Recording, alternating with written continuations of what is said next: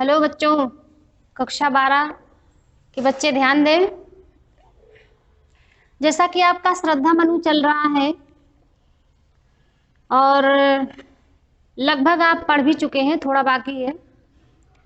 यहाँ तक आपको बताया गया कि आह कितने अधिक हताश, बताओ यह कैसा उद्वेग। यहाँ तक हो गया बेटा। आगे देखिए। दुख की पिछली रजनी बीच विकसता सुख का नवल प्रभात, एक पर्दा यह झीना नील छिपाए है जिसमें सुख गात, जिसे तुम समझे हो अभिशाप जगत की ज्वालाओं का मूल, इसका वह रहस्य वरदान कभी मत जाओ इसको भूल। देखिए शब्दार्थ नोट कीजिए।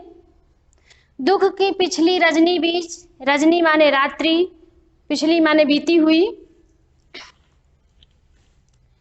विकसता माने खिलता है, झीना माने पारदर्शी। बच्चों उसको हम लोग बोलचाल की भाषा में कहते हैं झांझर, मतलब कपड़ा बहुत झांझर है जो आर पार दिखाई दे, पारदर्शी। और नवल माने नया, प्रभात माने सवेरा, गात माने शरीर। यहाँ प्रसंग देखिएगा, इसमें कवि ने जीवन मृत्यु के चक्र की बंधनगत अनिवार्यता को प्रकट किया है। यहाँ पे श्रद्धा मनु के वार्तालाप का वर्णन भी कह सकते हैं, क्योंकि बातें उन्हीं दोनों की हैं। यही श्रद्धा मनु को जयशंकर प्रसाद ने पूर्वज के रूप में दिखाया है। वहां तक श्रद्धा पूछ चुकी है कि तुझे किस बात का दुख है, हे तपस्वी, तुझे किस बात का दुख है, तुम क्यों इतने निराश हो।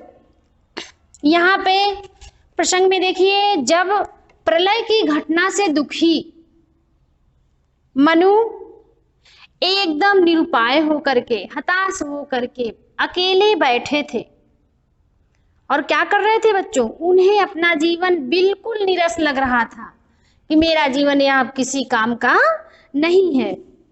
उन्हें अपना जीवन यह सफलता का एकदम कल्पित गेह है ना, काल्पनिक घर, अपना यह जीवन सफलता का एक काल्पनिक घर लग रहा था। इसके अतिरिक्त उनके विचार में एकदम निराशा थी, जीवन के प्रति वह आशा छोड़ चुके थे। और किंतु श्रद्धा के अचानक आगमन से क्या हुआ बच्चों, उनके जीवन में कुछ आशा का संचार हुआ। क्यों बेटा, क्योंकि वह अकेले बैठे थे, कोई था नहीं, और अचानक वह श्रद्धा आई, गंधर्व देश की राजा की पुत्री। तो जब उनको देखे तो इनका थोड़ा मतलब आशा का संचार हुआ, मतलब ढाढ़स हुआ कि और है यहाँ पे कोई, है ना। श्रद्धा ने उन्हें जीवन चक्र की, जीवन चक्र का मतलब बच्चों मृत्यु, जन्म, फिर मृत्यु, फिर जन्म, यही है जीवन चक्र। सारी घटनाएं विधिवत ढंग से उनको समझा रही है। क्या समझा रही है, यही इसमें कवि ने दिखाने का प्रयास किया है।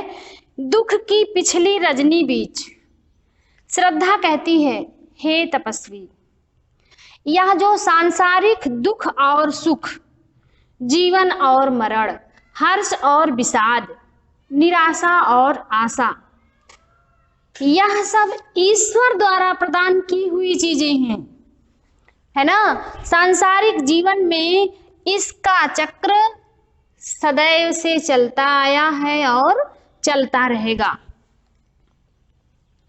इसलिए मनुष्य को इन सभी चीजों को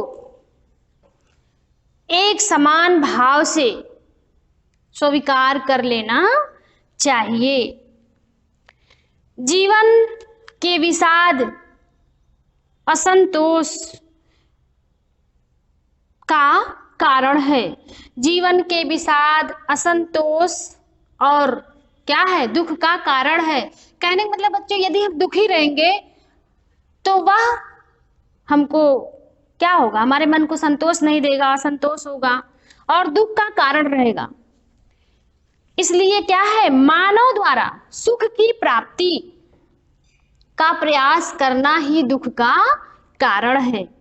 दुख की पिछली रजनी बीज विकसता सुख का नवल प्रभात, है ना। यह जो है मानव जो सुख की चाह करता है वही क्या है, उसको सदैव दुख देता है और दुख को दूर करने का क्या करता है, निरंतर उपाय करता रहता है, लेकिन वह कुछ कर नहीं पाता है। मानव एक चीज का स्वागत करता है और दूसरे चीज का तिरस्कार करता है। कहने का मतलब बच्चों क्या चीज, सुख का स्वागत करता है और दुख का तिरस्कार करता है। वह क्या करता है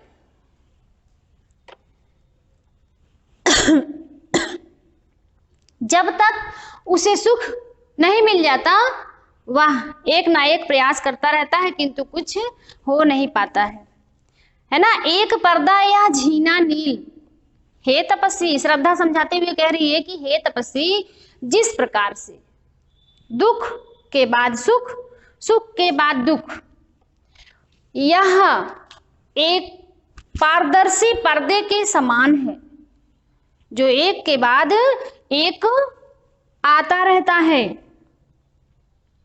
छिपाए है जिसमें सुख गात, उसमें वह अपने शरीर को, गात माने शरीर को, दुख और सुख अपने शरीर को ठीक वैसे ही अपने स्वरूप को यहाँ पे कहेंगे कि ऐसे ही छिपाए रहता है।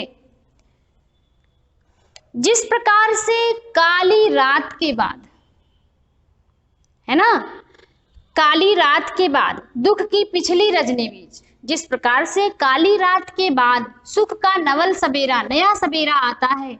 क्योंकि बच्चों प्रभात में मानव क्या करता है, प्रयत्नशील रहता है कुछ नया करने का, और रात्रि में वह क्या करता है, विश्राम करता है।